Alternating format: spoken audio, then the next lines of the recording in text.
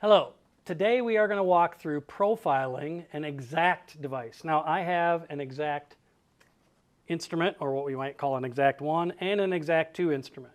I'm only going to walk through the eXact 2 device, but suffice it to say that either of these instruments can be profiled using the same profiling card or standard. So I want to talk about that for a second. So here's the card. It's got these series of swatches on it. There's another piece we'll see as we go through the process. On the card here, we very clearly identify how to use the card with each instrument. So for an eXact, this type of device, I'm going to hold the instrument like that when I do my measurements, okay, as it shows in the picture. With this instrument, I'm going to hold it the opposite way, right? It's going to go this way across the card as I measure, as shown here, okay? That's the only difference between the way we profile either of those devices. So let's go ahead and profile our eXact 2 instrument. So to start, I've got NetProfiler software online launched, and I'm going to go tell it that I want to create a new profile. And that's going to prompt the software through the device bridge to reach out and see, do you have an instrument connected? And it detected this eXact 2 with its serial number. And I'm going to go ahead and select this device. So I want to profile this. The next thing I have to do is tell it its NP standard serial number, which is on a little sticker right here on the card. Okay, and I can see it is ETS 38701. 38701.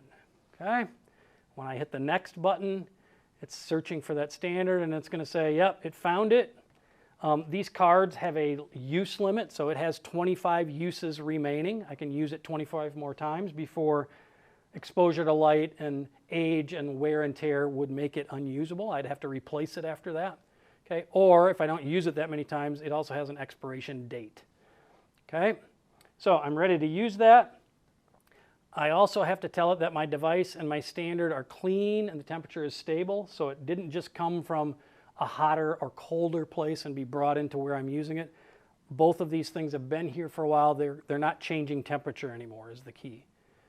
And I also have to indicate that I understand any existing profile on this device is going to be removed as soon as I hit Start Profiling. We need you to be aware that that profile will be gone because we need to get rid of it so we can build a new one. Okay, so we're going to start profiling.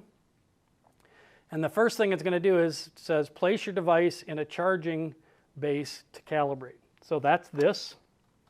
That has the calibration standard in it. Okay, so I'm going to put it in place. I'm going to click on Calibrate. We're going to wait a second while the device says calibrating in yellow on the screen. It says calibration complete. Once it knows that that calibration is complete, it moves on automatically. So it tells me calibration was successful, and I'm ready to go to the next step. So it's put it into targeting mode, and it says, using your graphic art standard card, measure the fluor white and gloss black patches. So it's actually showing them with an overlay of the instrument on top of them. So that's this card. Okay, I'm going to slide that out of the way a little bit so that I can take this down, and I can target it over the patch labeled fluor white. I'm going to take a measurement of that, press the measurement button, and you'll see I've got a green check mark and the word measured. Now I'm going to move it down and through the video targeting find the gloss black, measure that. It's a green check mark, and we have passed that part of the profile. So those two measurements I can now continue, and I need to then calibrate again, which just means put it back in the base, click on Calibrate. The little yellow message box comes up on here, says Calibrating. All right, so the next step says, using the plastic repeatability base, measure the white and black tiles. And what that's talking about is not the card, but in the folder we also have this base, okay, which has a white and a black tile on it. So I'm going to just set those right there. This is built so it's the same size as the device, so I can very easily take the instrument. We'll just slide it that way a little bit. And I'm going to target either the white or the black. Okay. It says in the orange there. Several measurements will be taken of each tile. Press and hold the device until it's done. Okay? So I'm going to start measuring. I need it to stay in place. So I don't want it to move. It's going to do 12 measurements of that white tile. And then when it's done with those, I will repeat this process for the black. Okay, so that's done. Now I'm going to go ahead and target the black. And in this one, I'm going to actually click the measure button. I can also take my hands off. That way I don't have to worry about shaky hands or I'm not paying attention and I move the device. Because if I did that, it would invalidate the test. So you can do it that way as well. What we're doing with these measurements is validating, can this instrument repeatably measure white? So we're testing all of the white measurements against themselves. And the same with the black, to see can the instrument repeatably measure the same color. Because if we can't pass this, there's no point in profiling, because it means the device has some issue with measurement, right? So it's a repeatability test. We've got one more measurement left on the black. That's done, and we will get another green check mark that says it's been measured. Okay, those are done successfully, so we can hit next. Now we're going to go back to Calibrate, and we will click on Calibrate, and while I do that, I'm going to put this tile away because I'm done with it. That's the only thing it's used for in this process. Okay.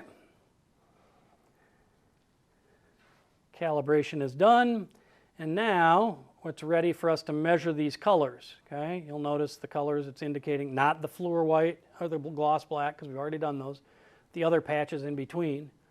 But before I can measure them or do anything, you'll notice it says enter the temperature as displayed on the thermometer in the folder. So on this in this folder, there's a thermometer, right? It's what we call a fish tank thermometer kind of thing, right? So you can look at that and read and say, it gives you some guidance here on how to read the temperature on that, okay? And so this one right now says it's 70. So I'm going to type in 70, hit the checkbox. I've got an edit button if I made a mistake and need to retype it. But now that that temperature is in, I can go ahead and take these measurements. And it tells me order of measuring does not matter.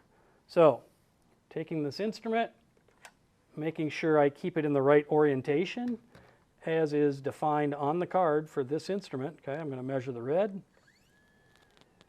and you'll see I get a delta E, and then I can measure the next tile and the next one. And I'm always being careful to try and target the very center of each tile, okay, so that I'm always measuring them in the same spot. So I'm doing that, and I'm getting these delta E's on these different swatches. Delta E's compared to what? Compared to the stored values for this card. So its serial number is tied to a set of stored values for this card. Those values came from an X-Rite gold standard, or what we call a centroid kind of instrument. Okay, centroid instrument measures the card when it's produced at X-Rite. Those values are stored in the NetProfiler database. Now when I'm measuring with this instrument, it's using those stored values and comparing this instrument in its native state to that. In other words, how far away from there are we, right? Through age, wear and tear, environment, is this instrument measuring different than it should than the centroid values? So we've got delta E values. They're not huge, but they're not zeros either. So there is some variation, okay? Now, if I made a mistake on one of them, if I had a really high delta E on one and I look and see, oh, there was a piece of dust there, fingerprint or something, I could take care of that and remeasure it if I needed to.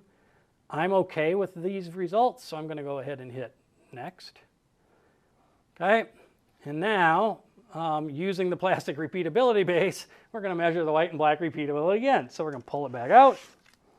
Okay, set that there. Same exact process as before.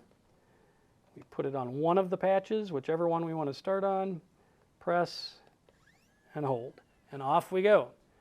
All right, 0.06, and the black, 0.33. Okay. So it's also using those as part of the profiling process.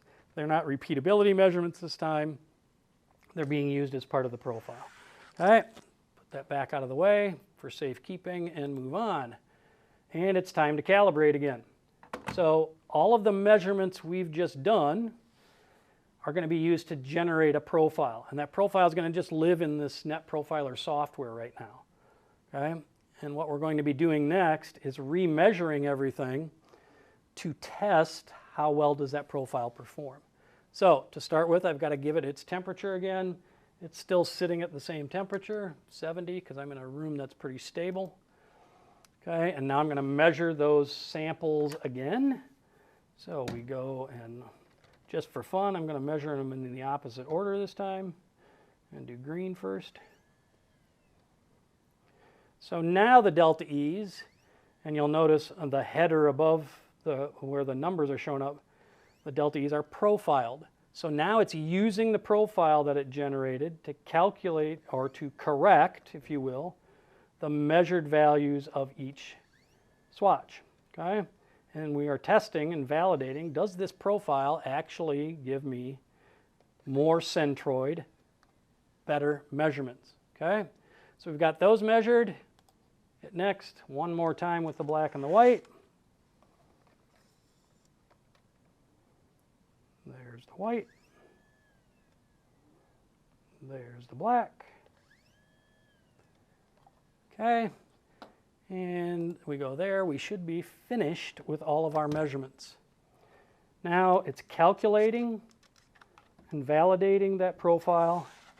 And once it's validated it, if it's successful and it passes the tolerance limit, it's going to say new profile applied to device, and we're going to get a green check mark here. It says NetProfiler is now active on your device, and a profile is valid for the next 30 days. And in fact, on the screen of this instrument, it's very small, there's a NetProfiler icon down there that's now green. Okay, that green NetProfiler icon is telling me that this device has a profile on it and it's active and valid. 31 days from now, that's not green anymore, right? It's red. Or if I turn it off, it's gray, right? So NetProfiler can be on or off. I could turn it off in the device if I wanted to, for example.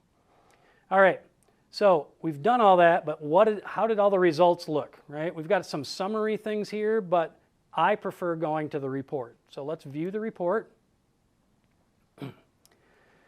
Our certificate of performance from NetProfiler includes things like the device, its serial number, the date and time we did the test, the color standard that was used, what temperature we used when we did our creation step and our validation step, and for all 4 M conditions, M0, 1, 2, and 3, we get unprofiled and profiled delta E's. At the bottom here, we're looking at averages. So, for example, in M0, unprofiled we were at 0.3, profiled we're at 0.18. Okay? And the same for M1, M2, M3. You can see in all 4 cases, our profile improved the agreement of this device to the centroid. Okay? Really important. Why? Because if this device reads like the centroid and the other devices in your workflow read like the centroid, then your devices are reading like one another. It eliminates some of the variation that could be coming from devices. So with that, we've got a profile loaded. That report, by the way, is also stored in the cloud, so you can go to your My X-Rite account and re-access that if you ever need it. You know, if an auditor or something wants to see, are you doing quality testing on your instruments, you could show them that.